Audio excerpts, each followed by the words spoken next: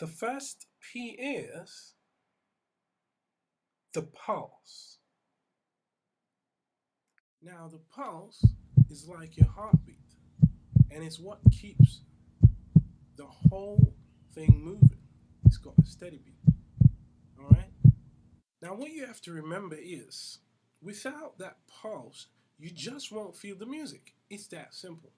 So, what we're going to do now, we're going to explore a very important part of the concept of having a pulse in music, which is the ability to count the pulse.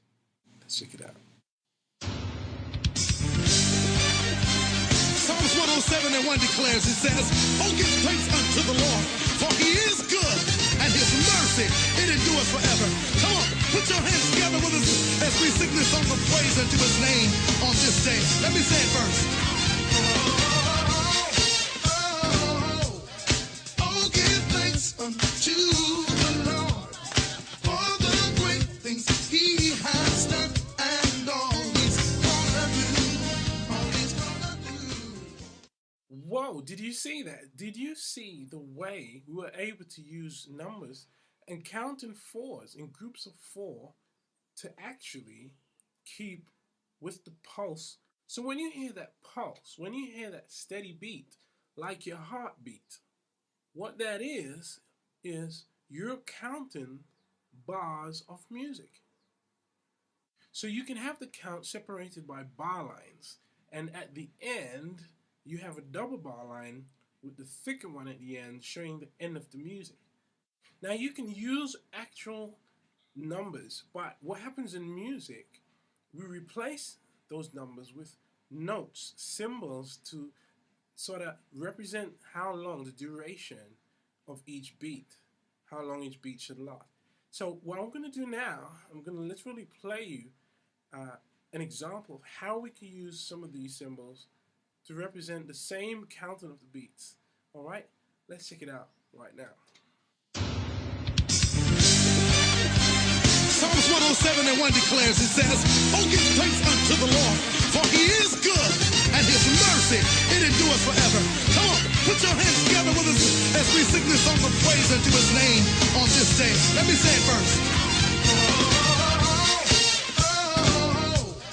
Oh, give thanks unto the Lord, for the great things he has done and all. What you just saw is literally what professional musicians would have to understand and use to communicate the actual notes.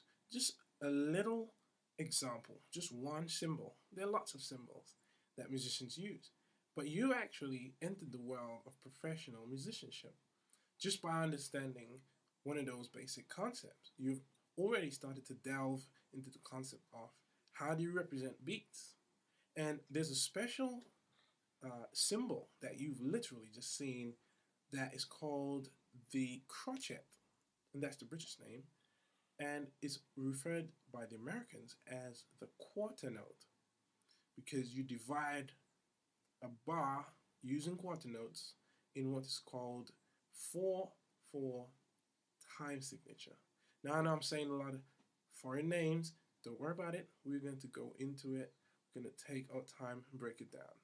But for now, you just need to know that you already know the first P, which is the pulse, and how you can actually start representing individual beats using the pulse within music. All right? Later on, we get into things like the meter and so on. But for now, we want to start thinking about what's going to be the next P, because we said that two fundamental P's that actually define the basis of all music. The first is the pulse. You have to have a steady beat. So, what is the second P? Well, the second P is pitch. Yes, it's pitch. You can't have the pulse on its own, that's only 50% of the basic fundamentals. You also have to have the pitch. So, this is the deal. Let's now start exploring pitch. And we're going to use the same track, Give Thanks, by Byron Cage and Israel Houghton, and see what we can make of it. See how we can represent it in both the music, how it looks on the keyboard, the sheet music, the notes, and so on. All right? Let's check it out.